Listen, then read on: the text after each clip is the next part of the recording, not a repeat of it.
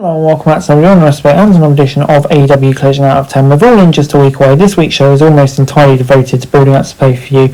And yeah, there's a lot of advertising, including Eddie Kingston addressing All In.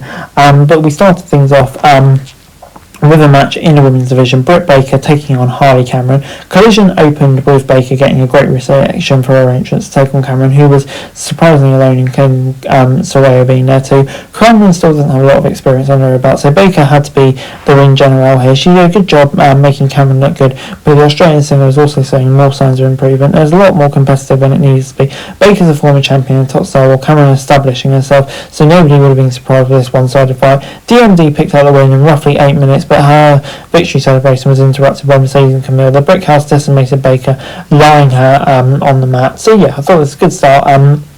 Obviously advanced that story, got a match as well. More going for Harley Cameron. So yeah, not bad stuff, 6 out of 10. Before the Kingdom faced Dustin Rose and Sammy Guevara in this match for the ROH Tag Team titles. The son of the American Dream, Mr. Canella, started a furious exchange to set the tone immediately. All 4 of these men are gifted technicians and strikes, but allowed Guevara's high-flying ability have some great spots. Rose still moves like a man half his age, so he's uppercutting and power slamming his opponents.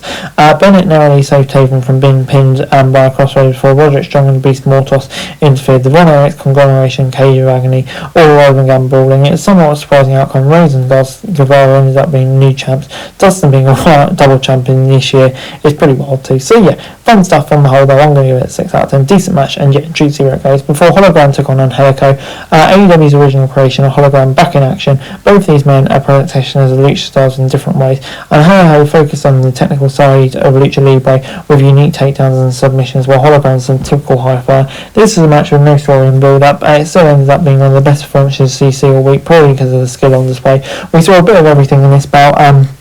They include some of the most creative offense you will see in any promotion. The level of polish on Angelico's moves is almost unmatched, but it was Hologram who came away with the win and Angelico's respect. 6 out of 10. I think we all know where it's going to go, but you know, it's still a pretty decent match, and yeah, Hologram still good. For Jack Perry took on a local talent who used dollarsingles.com as part of such for some reason. It's quite funny. Skateboard won in less than a minute. After the match over, Perry painted the guy's face white and put him in a body bag along with the TNT title and revealed a new mostly black design.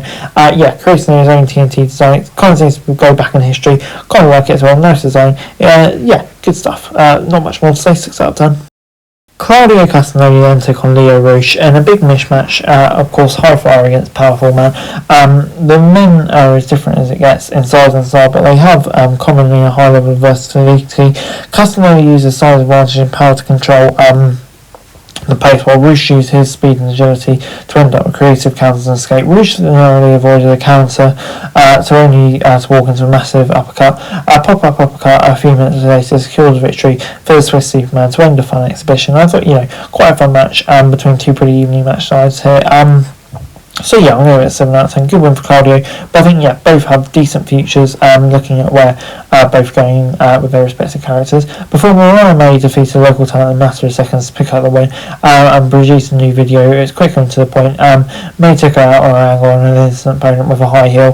Not much more to it. Kind of just building week. But I think that's all we need. The story's been perfectly well built too. So yeah, I'll say no more.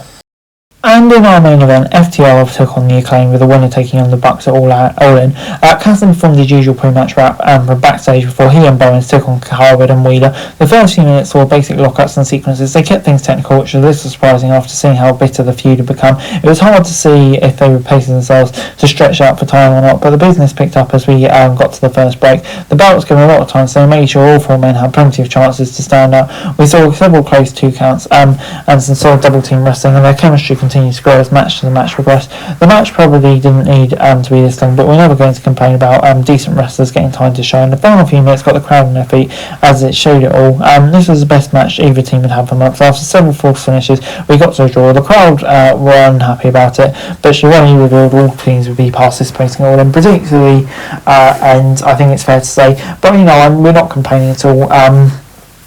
Get 7 out of 10 for me. I think probably the best match for All In. It's going to be a banger. But I thought, the match was really strong. Just kind of a shame. It's a bit of a cop-out ending. Could have been done a different way. But yeah, still 7 out of 10. Overall, AEW Collision gets a 6 out of 10 from me. Pretty solid show this week, I think it's fair to say. Lots of decent matches throughout the card. including the main event, and intriguing storylines as well. Didn't maybe have the highlights, some brilliant matches we've seen in recent weeks, but I thought, on the whole, still pretty solid. So 6 out of 10. That's it for this video. Thanks very much for watching. Remember to like, share, subscribe, follow us on our socials, link in the description below for daily wrestling news, meme and content. Subscribe to our other channels on screen right now, that'd be greatly appreciated. Thanks very much for watching. Peace out.